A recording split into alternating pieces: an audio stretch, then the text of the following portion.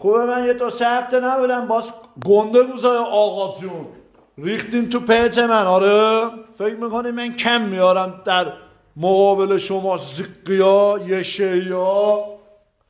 oturuz yerinde بابا. هرچی در پیتی و آقا جون و زقیه میان تو پیچ من. برید تو پیچ های دیگه نیاید تو پیچ من نیاید بابا. خیلی ازتون خوشم میاد.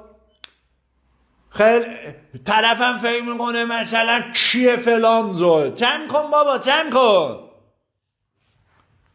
2 استکان مشروب میخوری الان ما محرمه برید نشه بازی کنید.